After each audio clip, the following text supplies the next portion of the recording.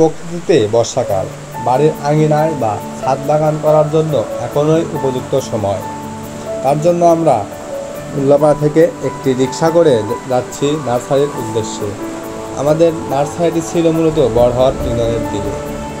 অবশেষে আমরা বড়হাট ব্রিজে এসে এক অপরূপ সৌন্দর্য উপভোগ করতে পারছি। এ যেন সৃষ্টিকর্তা তার নিজে হাতে সৌন্দর্য সৃষ্টি করেছেন। এই নদী ভরা জল, মেঘলা আকাশ, ঝড়ো বাতাস ছিল। সত্যি প্রাকৃতিক সৌন্দর্য দেখে সবাই মনোমুগ্ধকর। বড়হাট ব্রিজ পাড়ি দিয়ে আমরা যাব আমাদের সেই নার্সারির উদ্দেশ্যে। আমরা নার্সারিতে এসে আমাদের পছন্দ অনুযায়ী গাছ পছন্দ করা শুরু করে দিলাম। বাগানে অনেকগুলো গাছ ছিল, তার মধ্যে সবারই মন জোড়ানো দৃষ্টিনন্দন ছিল শিমুল ফুলের গাছটা। সেই গাছ দেখে সবাই কৃতজ্ঞতা। এদিকে দেখতে পেলাম লজ্জাপতিকে দেখে অবশ্যই সবার ধরতে ইচ্ছে করবে।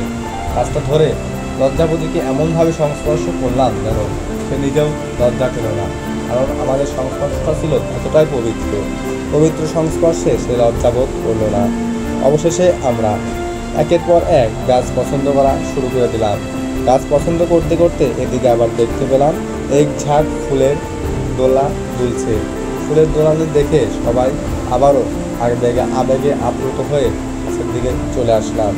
ফুলের সৌন্দর্য উপভোগ করলাম।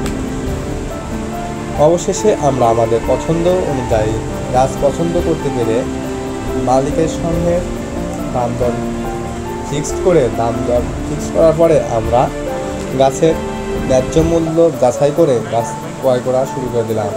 গাছটির মালিককে বলে এমনভাবে শুরুতে বাছাই করে নিয়ে আসলাম যেন আমরা বাসায় নিয়ে আসার পরে সযত্নে গাছটি বপন করতে পারি। অবশেষে আমরা গাছগুলো ওড়ার শেষে ভ্যানে করে আবার বাড়ি ফিরছি। আশা করি সবাই ভালো থাকবে।